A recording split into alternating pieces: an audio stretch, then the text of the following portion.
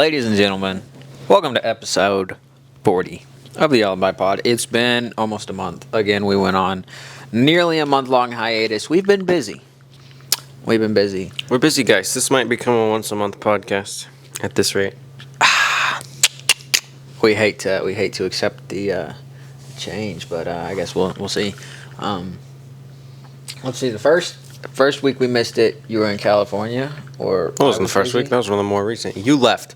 Yeah, you left with no heads up. No, I had a heads up. You didn't say, "Oh, we're not doing the pod this week." You just were out of town. I told you I was out of town, though. Yeah, I did go out of town. I went to Missouri. That was the first one. Yeah, which was nice. I played golf. Played a lot of pool, billiards. Played some billiards. I played 9-ball, and I had to leave being down. I was down when I left, which was lame, but I'll have to go back and avenge myself. You got a tattoo. I did since the last podcast we had. Can you see it? There it is. There it is, right there. And if we go another month, I'll have a tattoo by the next podcast. Let's go. First tat. I do have a first tat. I've got an appointment. I have an appointment. A point of reference for what it's going to feel like? I've heard it's like if you have sunburn and somebody just claws and scratches on it. I mean, where are you getting it? Inside of the arm? Yeah, right here. I haven't done inside the arm. I skewed a little close to inside the arm. Yeah. But this felt like just... like I could do it on you. Like just... You're pulling my arm hairs. Yeah, that's like pulling the arm hairs. That's pretty much it. Like it was so casual. But I was scared a little bit going into it. Got the nerves because my last tattoo was on my finger. And that felt like... maybe I should do it more of a relaxed... jabbing knives into my bones is what the finger felt like. That sounds painful. Yeah. Maybe I should do kind of like a more relaxed top of the arm like you did for that instead of like you're doing proper something inside. Bigger though, right? And you're doing art, right? I don't know exactly. Oh, you haven't decided yet? It's hard to say. I don't know what stamps they're going to have. Oh, well, okay. I might just pick one day up on the fly and be like, let's do this one. Yeah, because in a lot of ways it's about the symbolism of, so it's like any of the art is. Yeah, anyone. Yeah, but there's also a case to be made for the fact that like it is, while the symbolism is there no matter which piece you get, you still want to get a piece of art that you're going to enjoy in the context of. And I've looked at some of their stencils and I've got a few that I like, so it'll depend. I doubt that they take the originals around the world. I don't know. But I'm going to bet that they have most of the big hits. Like the big popular provide ones. context, I'm going to the oldest tattoo shop in the world, which Gabe is going there. Yeah, we've talked about them. Razuk Tattoo, they tour, they travel, and they're coming to Kansas City, and I'm going to get a tattoo there from them when they come to Kansas City. So that's exciting. But if we do go another month from then, yeah, I will also have a tattoo from them. Oh yeah. You're still set to go? Yeah, so far we're still set to go to Israel. Barring the war is just terrible. Did you see that video I sent you on Jerusalem syndrome? No. I think it was it today? No, it was last night. Oh, yeah, I haven't really watched it since last night. I think it was on TikTok. It might have been on Instagram. It was wild. So basically, the long story short of it is, and according to this random video I saw, there's like 50 cases a year of Jerusalem syndrome. And basically, what it is it's like, a Baptist pastor or something who goes to the Holy Land. He's been waiting his whole life. He's saved up. This is a big thing. He's going to the Holy Land. And then he gets to Jerusalem, and it's a regular city with traffic and smog and McDonald's. Right. And he's got it all built up in his head, and he just gets completely disoriented, goes crazy, tears the hotel room apart, strips naked. What? And does the regular stuff, goes out and starts, preaching something on the streets about something. This is not a according to what I saw, this is like 50 cases a year. It's a thing. Could be entirely made up. It was just a video I saw online. But, yeah, apparently it's like a thing. And then, they take him to the hospital, and then he goes back and continues life like it never happened. And he gets sent back to the States. Well, kid you I not, think this I is- have fairly realistic expectations. Yeah, What I don't think it's most gonna be of the major cities I visit will be like. Yeah. And I assume this will be no different. I mean, yeah. I think a lot of people kind of build up places in their head and then are disappointed by. And I'm sure for like religious pilgrimages, it's even more so. According to ChatGPT, yes, Jerusalem syndrome is real. It's a documented psychological phenomenon, though it's rare and sometimes misunderstood. It refers to a group of mental phenomena involving the presence of religiously themed obsessive ideas, delusions, or psychosis that are triggered by a visit to Jerusalem. People with the syndrome often become convinced that they're biblical religious figures, that they are biblical or religious figures, or that they have a divine mission. In some cases, they begin preaching in public or performing rituals in the streets.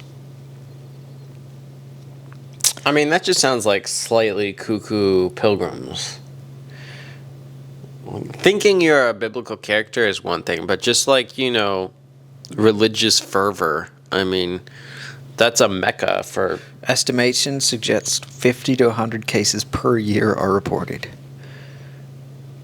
Although, of those, only a handful fit into the classic version where they have no prior psychiatric history.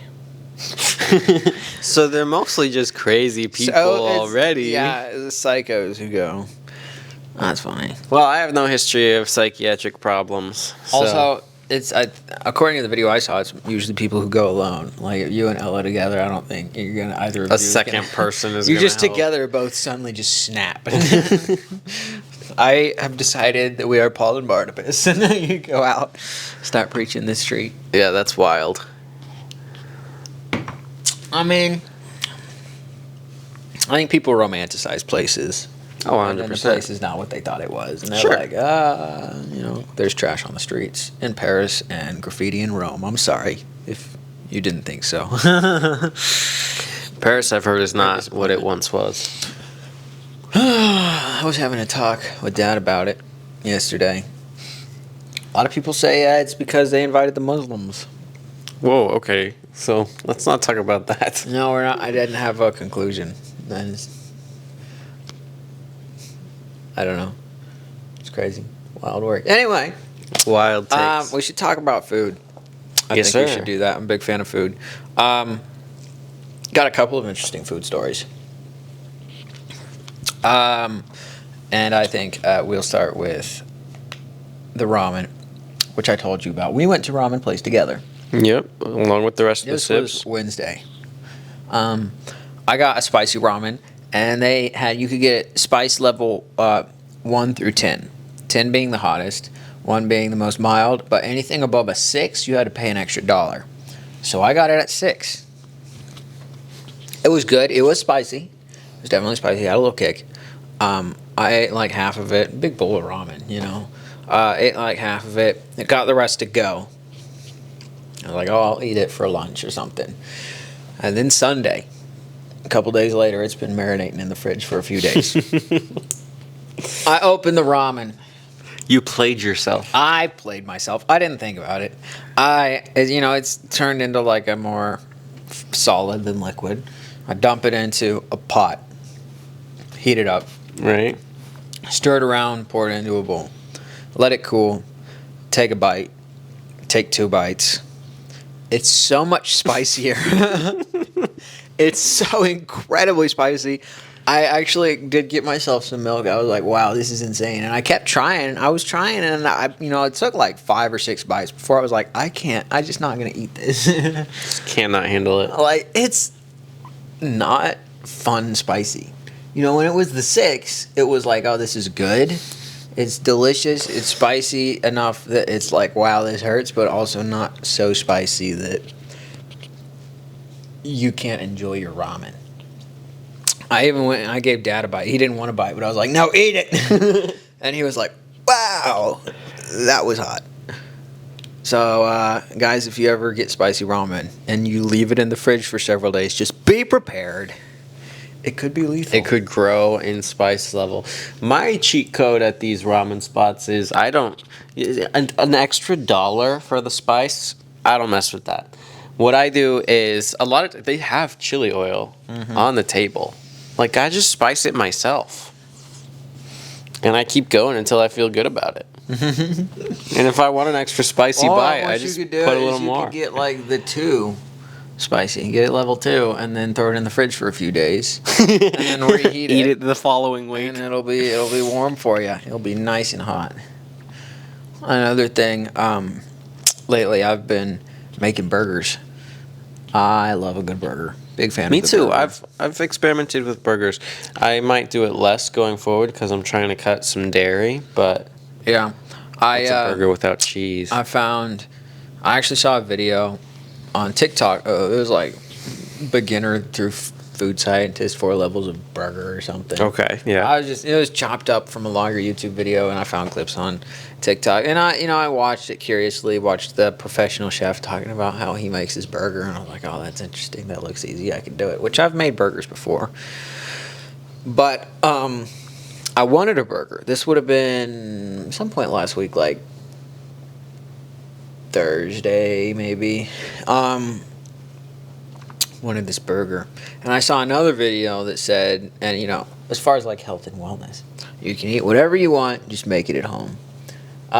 So what I did was I immediately went home and started bread dough. I started a bread dough, and I thought I want to try to make my own burger buns. That's pretty gnarly. That's a whole nother level. I know. So I set out some ground beef. I set out some bread dough, and I made the burgers by myself. I got onions. I got the beef and the seasoning. I made the patties by hand. I made the buns myself, and we fried up the burgers. Put a little onion under it. Fried it together with the onion. Yes, sir. And then melt the cheese on top. Put it on the homemade bun. I didn't love my bun recipe. It was all right. You'll improve for next time. Also, it was a wheat bun. So it's just not the same, because I was using a different kind of flour. But overall, it was a good experience. I enjoyed it. I was proud of my burger. I've been messing around with smash burgers. Smash burgers I've never done successfully. You take the onion and you chop it really, really, really finely. Yeah. To little tiny, and then you put the onion down first, and then just a whole ball of ground beef with some seasoning, and then I use like another pan and push it down, and then you let it sit for a while because those onions under there have to literally caramelize before the burger is even cooking. So it sits for a while, and then you flip it, you put the cheese on it, and then what I do is I put a paper plate over. You gotta steam that cheese. So it steams, it gets super melty, and then I always do doubles. Yep, you gotta do so a bowl. stack them up, and then I make a sauce. It's like I was using a mayo base, but I actually have horseradish sauce. Oh, okay. So I'm using a horseradish sauce base with sriracha, a little ketchup, some garlic, some chili powder, some cayenne. So, what I've seen is you start with the ball just right on the heat, and then smash it, and then you get your finely chopped onions, and you put that on top. You can of do it either direction. I like the when you onions on the flip it- bottom. Why is that? Because the first round is faster, and then also when you're building the burger, you have burger, onion, cheese already, right? Because Well, that's not the case either way. no, because if you have, well, yeah, I guess it doesn't cook as fast though. Well, what if you put the onions on a burger? Then once you flip it, Right, then the onions are on the bottom, and you lose onions everywhere. Whereas if you have the onions on the bottom and then the burger, so you have burger, onion, cheese instead of cheese, burger, onion. right, Interesting. it just makes it easier because the cheese melts onto the onion and actually keeps it from going anywhere. I can see that. I can see the appeal. It's mildly practical. It's Mild. not. It's I not can like see that. I can see that. Yeah, definitely. I had a fancy restaurant experience, Okay. which I think I told you about mostly. But I went to Le Fou Frog. French spot. It's a French spot in Kansas City. Let me tell you, it was great. It was very good. Very quickly became a contender for my favorite restaurant in Kansas City. For And we're not gonna reference, say my favorite food. he hasn't been to all of my favorite restaurants in Kansas City. That's true, but so your places are all Japanese. It's one of the... Okay. Yeah, I mean, dude, yeah. I'm not as big a Japanese guy, you know? Italian spot, too. Yeah, I think, at least as far as more traditional restaurant, if I wanted, like, specific things, like, I prefer probably just Indian food or Chinese food or Italian or barbecue. Those are, I'm going to consider kind of a very, bit of a different thing. As far as, like, upscale experience, this was a really good spot. And is it true that almost 100% of your upscale experiences that you really enjoy involve steak? Yeah. Yeah. So it's just... That's your baseline. He has to be a place where you he can get a wants some steak. steak. I want my steak. He wants to go to a steak I spot. don't want my noodles and Japanese ramen, whatever the heck. Sushi, you know, it's fish. Sorry, yeah. No, I like seafood places, right? Yeah. All right. And I get again, bored with steaks though, and that's just me. We are in Kansas City. It's a great spot for steaks. I just want everybody to know this is a really good place to get steak and a terrible place to get fish. Well, you could not be further from the fish than we are in Kansas City. Which is part of what makes it special if there's a restaurant that is intentional about getting fresh fish, because it's not easy to do. Yes, it is not That's easy. why they're some of the most upscale. In Boston, in New York, in Florida, you can get seafood cheap because it's everywhere and it's fresh and it's not hard to get. Here, you can get cheap seafood and it's frozen. But if you want like fresh, good seafood, you go to the upscale spots. I did actually have some seafood at Le Fou Frog. Okay, tell us. We had some oysters. How it was were my they? first time with oysters. Oh, well, we had some. I'm talking about raw oysters, like on the shell. Okay, all right. I've never experienced it like that. I think we had clams, is what we had. We've had stuff. Okay, yeah. And we had them in pasta when we got them fresh in Oregon. Right. I've never done like raw off the shell. I don't think. Unless, Okay. are you talking about that Chinese buffet or something? No, that doesn't count. I didn't think so. That's throwaway. Yeah. No. So it was good. Flavor was just, all right. It was fresh seafood kind of Pops flavor. was with you. Mm-hmm. He told me that they were meh. As far as oysters go, not the best in the world, but I don't think I'd ever done it. Yeah, for you not having had any. It was So a good here's experience. part of the problem for my wife, Ella. She doesn't like them. And a lot of times when she says she doesn't like something, almost 100% of the time, if she says she doesn't like something, I'm like, well, you just haven't had the good version yet. Yeah. Like, oh, you don't like that? Well, I'll take you somewhere where they make that really good, and then you'll like it. But the first time she had oysters was same day, fresh catch, at an upscale spot on the beach. They were phenomenal, and she didn't like them. And I was like, well, there's Can't help you. there's no recovering this. Just can't help you. I saw a video on TikTok or whatever. It was something about like parenting or whatever, kids. And this dude is like yelling at the camera. He's like, "You say, oh, my kid doesn't eat vegetables. Yes, you just can't cook. Your kid loves vegetables. Just, it's so easy. Put it in there with like some butter and salt and pepper, and it will be so much better. But you freaking steamed, unseasoned vegetables are just That's what mom says taste about like the yuck. baby food, the like pureed baby food. Oh my goodness, the pureed baby food is disgusting. Yeah, she's like, it's just unseasoned zucchini. If you put some butter and garlic on that, salt and pepper. Give the kid good food, and the kid will eat good food.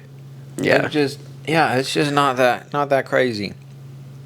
Our youngest brother Tim, fortunately for him, they kind of figured it out a little bit more with him, and so they didn't give him the baby food like that. They just handed the kid like some cooked up fresh vegetables. Like, they gave him Asparagus. some Give him some asparagus. They gave him asparagus. some green beans, and like, here, gnaw on this, and he's gnawing on it. It's And got guess salt what? and pepper and butter on it. The kid loves The it. kid likes vegetables. To this day, he'll eat broccoli, he'll eat Brussels sprouts, Oh yeah, but who wouldn't? green They're good. greens. You know, It's cooked well. That's the thing. People that don't like broccoli, it's like, okay, yeah, you're eating raw broccoli or just like straight steamed broccoli. Like, put some stuff on it, dude. Yeah, cook it up with like some butter. Get a little bit of a little crispiness to it sometimes, or like a little bit of char to it, whatever you do. Brussels sprouts are extremely overhated too. Dude, you just need some cayenne on Brussels there. sprouts are so good. Put some stuff on there, dude. You know, popcorn theory. Popcorn theory. Popcorn theory. We'll leave that a mystery for now. And go Everybody back to knows what popcorn theory means. Back to the French restaurant, spot. The French spot. I had duck for the first time. The first time? I don't think I've ever had duck before. All right. We had the duck confit. Boy, was it good. Boy, was it wonderful. It was so good. Duck we do have around here. We also have duck.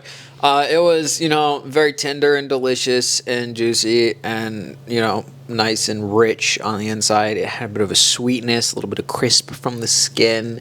It was so good. It was so freaking good. I could have just had that for my meal. It was an appetizer, and it was an off menu, like, this is what we have right now kind of appetizer. They have like a seasonal menu or a weekly menu. Yeah, they had like the regular menu, like the standard menu, and then they have like our specials right now. Right, which are like weekly based on produce and whatnot. I would assume so. Yeah, Like, what's available. I've only been once, but boy, was that good. That was phenomenal. And of course, the escargot was excellent. Not super common around here. It was buttery and garlicky and just so good. Again, you don't like snails? Put some butter, some garlic on there. Popcorn theory, the mugs. But we actually, the juice, they gave us a little bread, right? And Dad and I, we tore our bread, we dipped it in that juice and have a little garlic bread situation, which was phenomenal. Also, I don't know how they did it. It's some kind of the potato that came with my dish, which I got a steak and lobster dish, but it was like fluffy on the inside, creamy mashed potato vibes, but a little creamier and fluffier. And the outside was like it was a ball and it was crispy like it was fried. It was so good. It was like the smoothest potato on the inside with that crisp on the outside, a little bit of like almost like a creamy dairy, like a cheese or cream or something in it, kind of vibe to it. It was phenomenal. Those potatoes were excellent. But everything was good. And you had a steak. And I had a steak. It was Of course. one of the biggest fillets I've ever had in my life. This guy. It was a big fillet. It's always a steak. It was cooked so well. It was very well cooked. I wouldn't say it was like the best steak I've ever had at a restaurant, but it was good. I don't normally recommend like 801 Chop House just because I'm like, oh, it's a fancy upscale steak. Me personally, a steak is a steak. But as long as you're like, glazing steaks, maybe you need to go. I've heard too many bad reviews, Too many bad Too many reviews? bad I've only reviews, heard like the 801. one bad review. Well, Dan's had one good and one bad experience. Yeah, I've had one good experience, but had at one the good end of the experience. day, I'm like, was it worth $500 for a steak? I don't know that steak is worth that to me ever. No, I don't know. I doubt it. Like, I would pay that for sushi if it's like a really good steak, sushi. yes, I'll but do a $40 steak, that's an average steak cost. Well, I got a Wagyu for $40, so that was good, I guess. That's a good price. That's a good price for That a was one that I Wagyu. made at home. Oh, so you just bought the meat. Okay. I mean, salt costs, 5 cents, It's true, but No, you're it's- paying for the experience at a restaurant. Like, Yeah. they're cooking it. I think it's an the experience. main there's dish that I sides. had, the filet with lobster and potato and asparagus, was $68 for that one. Not bad. So, where's your best steak in Kansas City? My best steak in Kansas City? I don't know. I haven't been to all the steaks. You're not in ready Kansas to City. assign I'm not one ready. yet? I would say Hereford House was excellent. Really? I had that years ago. Never went back. It was whatever. I thought it was a really good steak. This is my problem. There's so many steakhouses around here. And I'm just like, okay, it's just another I'd say many steak. of them are comparable. One of the ones I want to try is Sullivan's. Sullivan's Steakhouse. I've heard of it. Yeah, I haven't been, Sherman though. said that's one of his favorites. Steakhouses don't win me over. Well- This is my problem. I need to get with it. I love how that's your solution. Like, it has to be me. This fancy restaurant doesn't do it for me. It's my fault. I got to fix that. I don't know. I like that. I like that approach. But yeah, you're right. The steak is the best. Also, macros. Steak is gold, bro. It's good for you. Yeah. It's so good for you. So I do one thing that consistently blows my mind is like a Wagyu nigiri. You know, that's always good. Nigiri, however they say it. Those Wagyu tacos?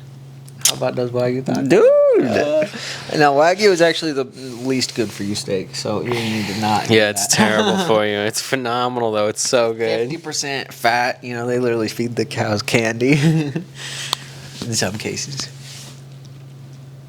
Yeah, okay. But steak is like a, you know, it's protein. It's got a lot of good, you know, vitamins and minerals in it. You know, it's got just a lot I'm of on good stuff. my locking in era right now. Locking in era.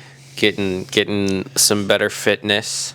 Me too, for real. I've been doing my 10,000 steps a day, but for the first week, I was just using my phone in my pocket because I didn't have anything to track my steps, and I was like, dude, it's so hard to hit 10,000. And I just chalked it up to the fact that, like, I work from home, so, like, I don't walk around that much. Like, I sit at a desk, I walk around my apartment. I was going on walks, I was going down to the gym and working on the ellipticals. It's like, you know, 2 hours of, like, walking to try and get these 10,000 steps. And I was like, well, my phone's probably not very accurate. So I ordered this smart ring that tracks my steps for me. And it's different as... What's the ring? Which ring is it? What's the brand? It's this one right here. I don't remember the brand. I can get it for you later if you want. It was like $40. I got it on Amazon. Because it was just experimental. I didn't want to spend $1 million on, you know, something that I wasn't sure about yet. But this is nice because actually, like, as I'm walking, I can look at the app and see the step count going up with each step I take. And so it really does instill some confidence. But the same amount of working out that I was doing to get my phone to register 10,000 is like 16,000, 17,000 steps with the accurate thing. So I've been doing really good. That's a lot of steps. That's a lot of steps. You know, it's so simple, they say. That's what they say. They say it's so simple. Oh, that's like 5 pounds too. Yeah, it's pretty high. Cooking. Cooking. All right. I mean, it's been what, a week, 2 weeks? A week and a half, 2 weeks. Yeah. You've been getting to it. Also in my locking in era, not really. Should be. I'm working on it. Transitioning to my locking in era. You know, Taking my time. We're in a transitional time right now. We're in a season of locking in. We're moving into a season of locked in. Is what we're gonna do. No, we're getting there. We've got another fancy restaurant that we're going to. Yeah, my locking in can't consist of cutting out fancy restaurants. Yeah. I have, I think, 3 reservations in the next couple weeks. Really? I got some nice spots coming up. I've only got the one that we're going to together. Yep. So we'll let you know. So I've got that, and then I don't know that the burgers have been the best for me as far as that goes. You're making it at home though, so it's at least you can eat whatever to a you degree. want if you make it at home. Yeah, You know? better than some of these restaurants for sure. I don't know where the calories come from on some of these things, dude. I had a sausage, egg, and cheese taco from Quick Trip this morning. How is that 450 calories? There's like one egg, like less than an ounce of sausage. This is like a little sausage, a little bit of sausage. They might be skimping you. Like they have the calorie count on the packaging from like, you know, the best one that like corporate made, and the guy who's making yours, he's like, tiny bit, tiny bit. Like what is it actually, bro? Like there is no way that's actually 400. Is it really? That's crazy. I wonder, maybe it's the tortilla. How many calories in the tortilla? Also, the ingredients list. What do you do with all of that stuff? Mile long. How do they just? Where does it go? I don't think all of those things could fit in such a small package. It's wild. No, it's because it's the less than 2% of. You know, seasonings and preservatives. A lot of preservatives, but it's okay. You know, the thing about preservatives and all that is it's right. It's not making you fat. It's just disrupting your hormones and giving you cancer. So that's a sacrifice we can make. You know, Sounds bad. It doesn't make you ugly, so it's a risk I'm willing to take. You know what else I've been on? Celsius. I like Celsius. Far superior to Fahrenheit. First of all, no, it's not. But 0% no, I am superior referring to Fahrenheit. to the energy drink hydration beverage Celsius. It's a very common beverage. Very common beverage. Yeah, very common. Very common. You know, sponsors all the podcasts and influencers. Celsius, hit me up, bro. You know, come on now. I don't even need like one of those $1 million deals. I just need like you to ship me a box of Celsius. My month. 30 followers will lose their minds. Yeah, if you do sponsor us, I'm sure we can get Rylan to buy some Celsius. We've got 2 friends. Yeah, the people who listen to this. I don't know if anybody actually regularly does, but We anyway, got some people, some buddies. we got people who listen. Drop in the comments where you're listening. I'm just kidding. Anyway, Celsius is good. It's like I like the fruit beverage, especially in the summer. Something a little fruity is kind of it's good. It feels hydrating. It feels refreshing. You know, you want something with a little bit of that. So the Celsius does that for me without being 700 calories like fruit juice or soda. You know, I don't drink soda. I don't really either, and it's like 250 calories for a 12-ounce can of orange soda or whatever. Ridiculous. I do drink kombucha though. That probably has Celsius calories. 10 calories. Seems good. So yeah, I don't know where the calories go. You know, you look at the ingredients, you're like, this can't be 0, but whatever. No, Whatever they say. Yeah, I'll take it. 0 sugar, 10 calories. It tastes good. I think we can sacrifice the hormones. Who cares about those? Whatever with cancer, you know. I'm sure it's fine. It's probably okay. All right, I'm ready to call it a wrap. So, We both me got too. things to get to. We do. I gotta hustle. This was good time. Yep, good chat. And hopefully we'll not be another month, but we'll see.